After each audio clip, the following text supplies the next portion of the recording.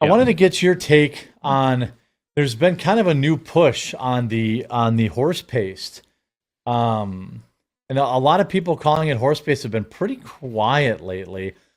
Here is Dr. Stella Emanuel yesterday testifying. And then this is an article on wanting to make it cardiovascularbusiness.com.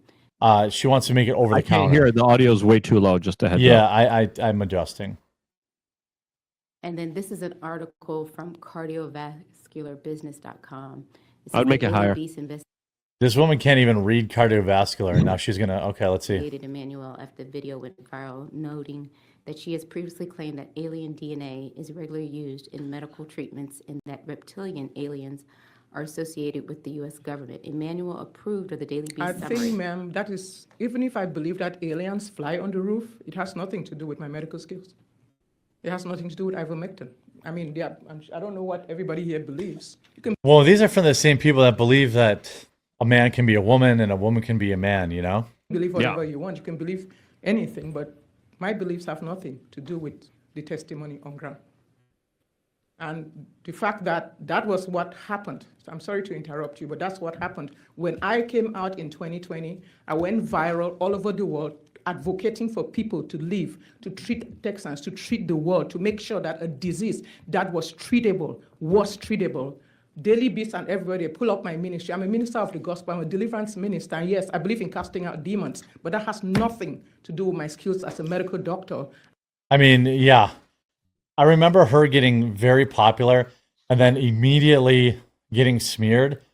There's another article here from Peter McCullough yesterday saying new study showing that it's striking anti-cancer potential and remarkable safety. What do you make of kind of, this recent push? I mean, obviously neither one of us are doctors. For the YouTube clip out there, you should talk to a doctor before taking this stuff, but it sure seems like randomly, now like 63-year-old Canadian man with stage 4 neuroendocrine cancer, cancer of the small bowel, metastatic to liver and pancreatitis, came to me 5 months ago, 5 weeks of ivermectin, 48 milligrams of mebendazole. The F one, the anti-parasitic one.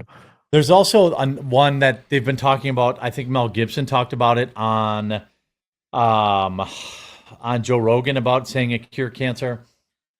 Like, what do you make of kind of this recent push of ivermectin again? Like, some people on Twitter falsely claimed that the FDA had approved it to treat the COOF, but there seems to be like a new push and new studies around this. Do you think that this is going to amount to anything?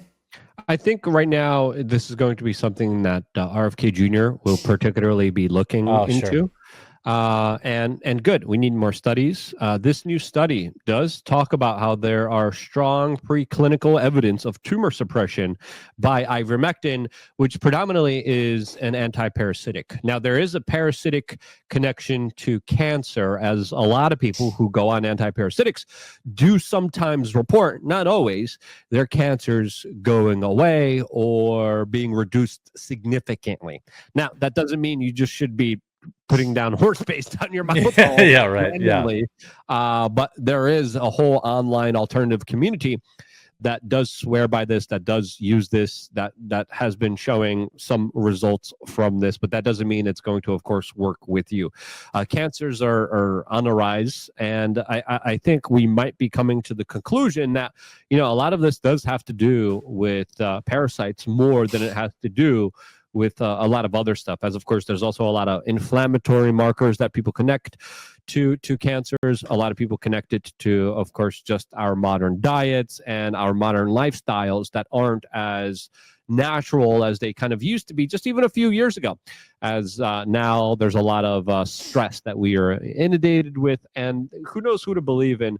But I remember first time hearing about ivermectin, I heard that it did have anti-cancer properties, and it was one of the reasons why, before it became a big thing during the start of COVID, I bought as much as I could online from like from Allegedly. Allegedly.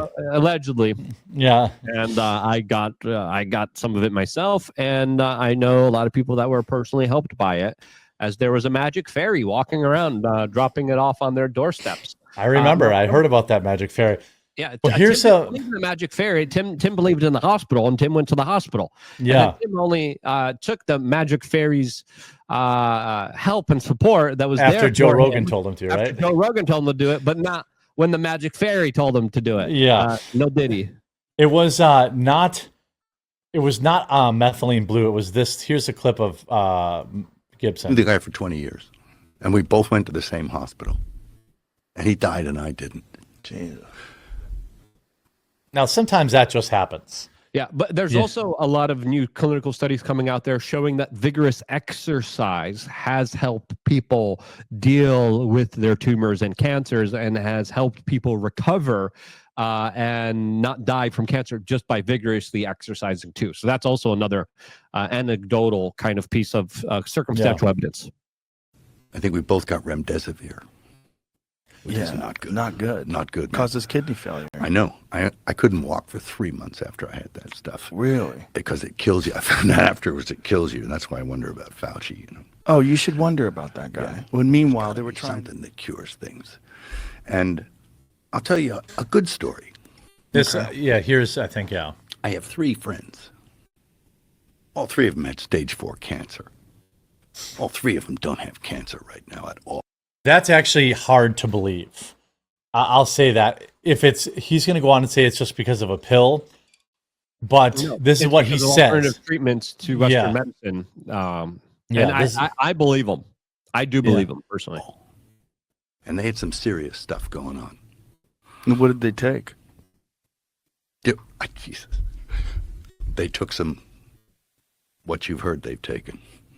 Ivermectin Fenbendazole. and fenbendazole. Yeah. That Yeah, stuff. I'm hearing. I'm not sure what fenbendazole is. Have you heard of It's that? also an antiparasitic. It's okay. I believe it's used with dogs more commonly than anything else. I'll send you a clip of a guy talking about his kind of usage of it and his personal take on it. I'm going to find it right now. Yeah, again, because we put clips up on YouTube, these are people's anecdotal evidence. But, at one point they did say that, masks worked, and that, it's just, I don't think there's no like panacea, which is something that is often sold online. But when people talk about like, well, you can't take this, or you can't talk about this, or you can't talk about that, I just get a little suspect. It starts to make me think. And you should do your own due diligence, and you shouldn't trust anything that just happens online, especially with your own personal medical health choices and decisions. Absolutely. Right. 100%. But I do believe that there's a lot more worth noting and investigating. I just sent you the clip talking about this guy I got it. that used this second drug that Mel Gibson mentioned, which is a dog antiparasitic dewormer. So do you mind to tell me your name and you do have a cancer before, right? Yes. So can you tell me? Is this in a the convenience story, store? please? Yes. My name is Ernest Best, and I was diagnosed with stage 4 highly aggressive plasmatoid carcinoma cancer. And I was told I had 6 months to live. And there was nothing they could do for me. Chemo, radiation, no kind of treatments. They told me to go home and die. And so I quit my job and came home. And I'd done some research into cancer and found a story about Joe Tipton from Edmond, Oklahoma, who the veterinarians had told him about the dog dewormer with the drug fenbendazole in it that had killed his cancer. He's still alive today, 5 years later. And so I watched his videos and stuff. I started doing more research. I went to Tractor Supply and bought $250 worth of Safeguard dog dewormer, and I started taking it. I went and had PET scans, CAT scans, MRIs, and exploratory procedures up into my bladder. The tumor died. I passed the tumor out, and I'm totally cancer-free today. Now, it's possible that he says he didn't even do chemo. This is just what some guy is saying. But Exactly. when people say like, hey, this thing worked, I'm always like, yeah, but you were also doing other stuff. This guy says he did not do any chemo. He also, now if a doctor told me I had 6 months to live, I would take just about anything. Like, I would definitely go to Tractor Supply if there was even a 1% chance. And this is what I'm not telling people to do that. I'm saying what I would do. And this is what RFK Jr. was previously talking about, that he probably will be institutionalizing in our medical system. If someone has 6 months to live, they should have the right to try out whatever they want with their own bodies. Right. Currently, they don't, and medical professionals prevent and stop and are able to, of course, try out certain things. But if you got 6 weeks to live, who cares? Hey, yeah, try out whatever you want to try. And I think RFK Jr. is going to be laxing those policies very soon.